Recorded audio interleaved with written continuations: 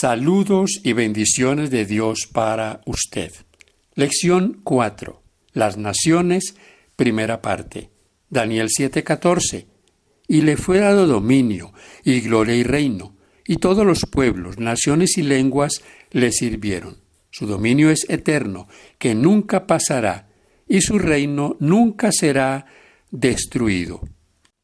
El Apocalipsis presenta las soluciones de Dios para nuestro mundo caído. En los últimos capítulos se reestablece el acceso al árbol de la vida, se levanta la maldición y somos readmitidos en la presencia de Dios. En cierto modo, el Apocalipsis es el libro del Génesis al revés, por lo que Génesis sigue siendo una clave importante para entender cómo se originaron los problemas del mundo.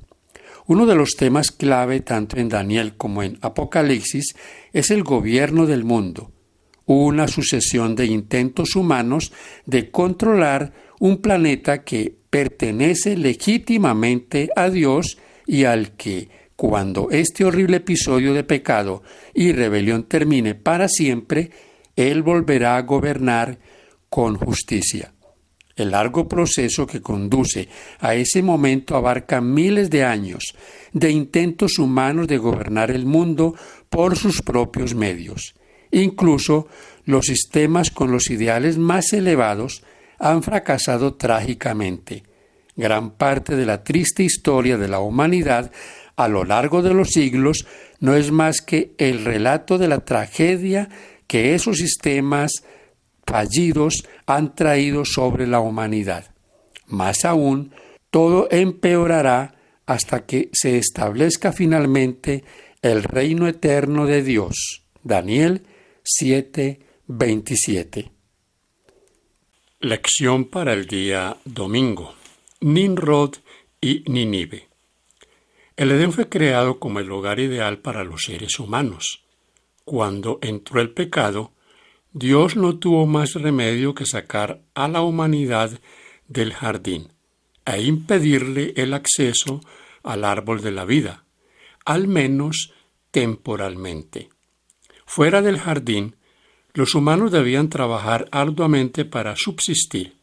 La vida se hizo más difícil, ya que tuvimos que convivir con el dolor y conseguir el sustento con el sudor de nuestra frente. Génesis 3:16 al 19. Nuestros primeros padres confiaron en que el rey legítimo les proveería un camino de regreso al jardín y llevaron sacrificios a la entrada del Edén en fiel anticipación de la redención que Dios ofreció desde el principio del mundo. Elena White, en el Patriarcas y Profetas, página 41, dice: el huerto del Edén permaneció en la tierra mucho tiempo después que el hombre fuera expulsado de sus agradables senderos. Allí iban Adán y sus hijos a adorar a Dios. Allí renovaban sus votos de obediencia a aquella ley cuya transgresión los había arrojado del Edén. Cuando la ola de iniquidad cubrió al mundo y la maldad de los hombres trajo su destrucción por medio del diluvio, la mano que había plantado el Edén lo quitó de la tierra. Pero en la restitución final, cuando haya un cielo nuevo y una tierra nueva, Apocalipsis 21:1, será restaurado y más gloriosamente embellecido que al principio. Fin de la cita. Otros, sin embargo, buscaron soluciones humanas para los nuevos problemas y así nacieron las ciudades-estado con la intención de disfrutar de una vida más fácil y tal vez de recuperar lo que se perdió en el Edén. Génesis 10:1 al 12. La Biblia presenta aquí una serie de actores políticos clave que aparecen luego en el resto de la Biblia, incluidos Nínive y Babilonia. En vista de lo que sabemos acerca del papel de esas ciudades, gracias al registro bíblico posterior, ¿Qué podemos deducir del texto leído? Primero, la descendencia de Noé vuelve a corromperse, y de esta descendencia nace un líder político, un nuevo dictador, Nimrod. Algunos han llegado a la conclusión de que Nimrod fue un héroe noble, muy parecido a los personajes de la mitología pagana. Sin embargo, cuando la Biblia lo describe como poderoso en la tierra y vigoroso cazador ante el Señor, no se trata de un cumplido. Nimrod es grande en su propia opinión y está ante el Señor en el sentido de que desafía a Dios. Lo que vemos en estos textos es la propagación de la rebelión contra Dios, una rebelión que existirá hasta que sea erradicada para siempre. Pregunta para dialogar. ¿Por qué el pecado de la rebelión contra Dios es más sutil de lo que percibimos? ¿Cómo podemos resguardarnos de este rasgo tan humano? El hombre, mis queridos hermanos, siempre ha pretendido un autogobierno, invertir el orden instituido por el Señor. En otras palabras, sustituir a Dios. Podríamos ver aquí el nuevo orden mundial. Estudio para el día lunes. El llamado de Abraham. Génesis 10 dice que la humanidad se dividió en tierras, lenguas, familias y naciones. Génesis 10:5 también, Apocalipsis 14:6. La palabra que se tradujo allí como naciones es Goyín, que también designa a los gentiles o paganos. Casi inmediatamente después de la introducción de este concepto, Dios llamó a Abraham a salir de una de esas naciones para diferenciarse de ellas y de lo que representaban. Génesis 12, 1 al 9. ¿Por qué llamó Dios a Abraham, más tarde a Abraham, a abandonar su nación de origen? Génesis 12, 3. Bendeciré a los que te bendijeren, y a los que te maldijeren, maldeciré. Y serán benditas en ti todas las naciones de la tierra. Versículo 7. Y apareció Jehová a Abraham y le dijo: a tu descendencia daré esta tierra. Y edificó allí un altar a Jehová, quien le había aparecido. La intención de Dios era utilizar a Abraham para establecer una nación que contrastara con los reinos humanos. No debían tener otro rey que Dios mismo. El pueblo debía ejemplificar lo que sucedería si la raza humana regresaba a su Creador.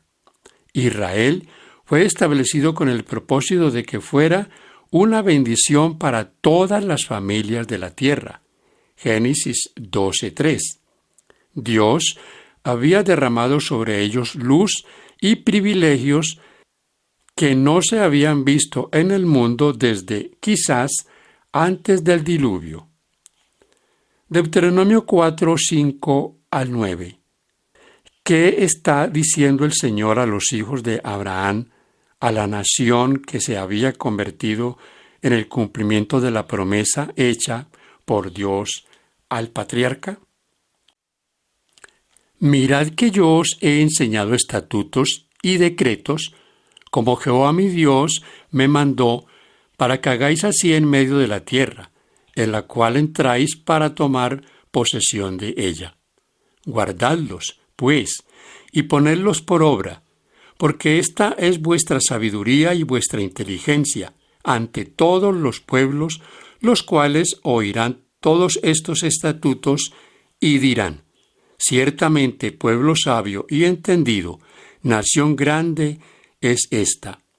Porque ¿qué nación grande hay que tenga dioses tan cercanos a ellos como lo está Jehová vuestro Dios en todo cuanto le pedimos? ¿Y qué nación grande hay que tenga estatutos y juicios justos como es toda esta ley que yo pongo hoy delante de vosotros? El plan de Dios no era que solo un individuo diera testimonio en su entorno, sino que toda una nación obrara unida y en cooperación con Dios. Reflejara la gloria de su carácter ante el mundo. Nota además que las normas y preceptos que Dios les había comunicado no eran los que los hacían tan esenciales, sino su fidelidad a esas normas y preceptos, como resultado de lo cual las demás naciones exclamarían: ¡qué pueblo sabio y entendido! ¡Qué nación grande es esta! Deuteronomio 4:6. Por maravillosas que fueran las verdades dadas al pueblo, el hecho de que no vivieran de acuerdo con ellas y las desobedecieran acarrearía maldición en lugar de bendición y muerte en lugar de vida. Pregunta para meditar. ¿Cómo se aplica hoy a nosotros, los adventistas, el mismo principio, a saber que es necesario obedecer la verdad además de conocerla? Mis hermanos y amigos, de nada sirve conocer la verdad si no la obedecemos. Conocer los preceptos de Dios que hacen diferente a este pueblo y no obedecerlos. Que Dios nos ayude a, como Abraham, ser luz para el mundo. Lección para el día martes. Recibió lo que pidió. Según lo establecido originalmente por Dios, Israel no habría de tener un rey humano como las otras naciones. Con el tiempo, sin embargo, la fe de Israel flaqueó y anhelaron ser como las naciones paganas. Primer libro de Samuel, capítulo 8, versículos 4 al 18. ¿Por qué los ancianos de Israel querían un rey? ¿De qué manera podemos caer en tentaciones similares? Mis hermanos y amigos, el rey implicaba muchas cosas desfavorables para el pueblo: reclutamiento forzado de sus hijos, expropiaciones, impuestos. El rey obraría para su beneficio. Serían reyes malos. Y Israel, de todas maneras, pidió un rey. Es importante notar que el hecho de que pidieran un rey implicaba rechazar a Dios como su gobernante. Según lo establecido, la nación debía responder directamente al Creador, y a su relación con Él se ponía de manifiesto, entre otras cosas, por medio del santuario y sus servicios. Al solicitar un rey, traerían sobre sí los mismos padecimientos que experimentaban los reinos paganos: reclutamiento militar para las guerras del rey, confiscación de bienes, impuestos y otros males. Descubrirían que los poderosos tienden a gobernar para su propio beneficio, no benévolamente como Dios. Además, el nuevo arreglo sería permanente.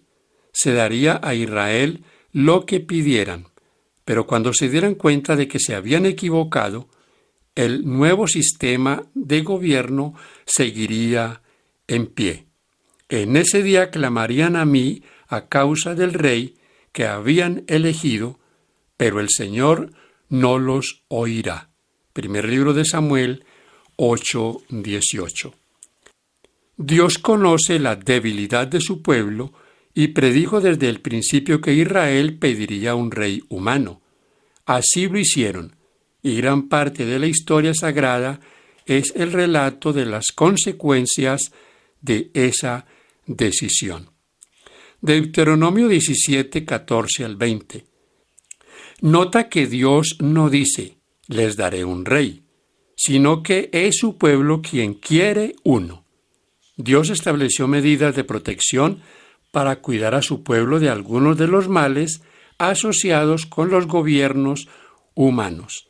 Sin embargo, como lo demuestra la historia de la nación y sus reyes, esas medidas a menudo fueron ignoradas. Basta con mirar la historia de Israel después que decidió tener un monarca para ver cuán penosos fueron los resultados para ellos bajo sus reyes. Aunque algunos de estos fueron mejores que otros, incluso los buenos, hicieron lo malo. Piensa en David y Betsabé. En muchos casos la nación vivió bajo gobierno de un rey tras otro, que hizo lo malo ante los ojos del Señor. Primer libro de los Reyes, 8, 6, 15, 26, 16, 30. Segundo libro de los Reyes, 3, 2, etc. Hoy como ayer, todos los gobiernos humanos tienen algo en común. Pecadores gobiernan a pecadores. En vista de ello, no debería sorprendernos que las cosas no resulten bien.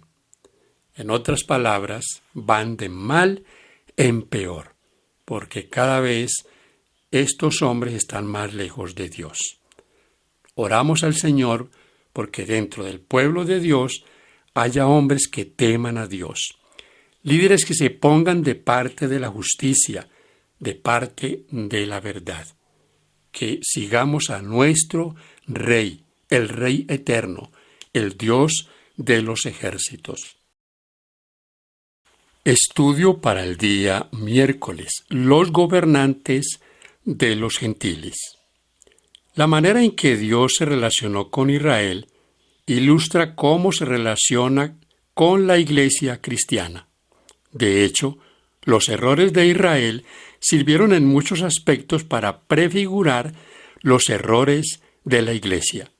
Lejos de poder afirmar que somos espiritualmente superiores al antiguo Israel, los cristianos hemos sido hasta hoy muy susceptibles a ceder a las mismas tentaciones.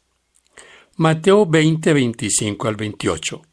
¿Contra qué errores advirtió Jesús a sus discípulos al establecer la obra de la Iglesia cristiana? Entonces Jesús, llamándolos, dijo: ¿Sabéis que los gobernantes de las naciones se enseñorean de ellas, y los que son grandes ejercen sobre ellas potestad? Mas entre vosotros no será así, sino que el que quiera hacerse grande entre vosotros será vuestro servidor, y el que quiera ser el primero entre vosotros será vuestro siervo. Como el Hijo del Hombre no vino para ser servido, sino para servir, y para dar su vida en rescate por muchos. Israel pidió un rey humano, petición que condujo a la caída moral de la nación.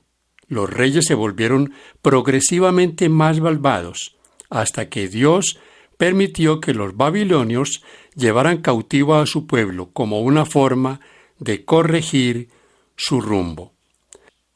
Algo similar ocurrió en la historia de la Iglesia cristiana. Aunque no debían estructurarse como una nación pagana, cuando Constantino llegó al poder, profesó ser cristiano. Los creyentes se sintieron aliviados, pues la persecución había terminado. Esto fue una bendición, pero la Iglesia luego pensó que podría aprovechar el poder del emperador para su propio beneficio. Algunas importantes discusiones irrumpieron entre los cristianos del IV siglo. Cuando la Iglesia vio que no podría resolverlas, le permitió al emperador que intervenga. Gradualmente, el obispo cristiano de la ciudad de Roma adquirió mayor protagonismo. Aunque antes era un obispo superior entre iguales, el Estado comenzó a intervenir en asuntos religiosos. Y una vez que el Estado tuvo el pie puesto dentro de la Iglesia, las cosas fueron de mal en peor. Al igual que el antiguo Israel, muchos de los capítulos más oscuros de la historia cristiana son el resultado directo del compromiso de la Iglesia con el mundo. Así como Israel se volvió hacia la adoración de ídolos y sus reyes se corrompieron por su apetito de poder hasta el punto de sacrificar niños a los ídolos, la Iglesia adoptó gradualmente muchos de los medios y métodos de un imperio pagano hasta el punto de que muchos creyentes fieles fueron martirizados porque eran percibidos como amenazas para el Estado. Para dialogar, dentro de tu cultura y tu sociedad, ¿cómo pueden estas mismas tentaciones poner en peligro la integridad de tu fe? En otras palabras, mis queridos hermanos, ¿cómo podemos adquirir compromisos como iglesia con el mundo?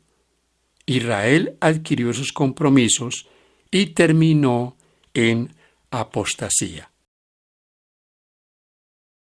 Una luz para los gentiles. Dios estableció la nación de Israel para salvar al mundo, no para condenarlo.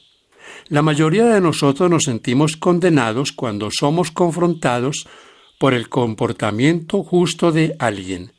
Así que la existencia de Israel también sirvió para resaltar el pecado y el egoísmo de las naciones vecinas. Los creyentes que viven en armonía con Dios resaltan el carácter justo de Él y motivan así a otros a reflexionar. Idealmente, la vida de quienes guardan los mandamientos de Dios, Apocalipsis 14:12, debería ilustrar el carácter divino.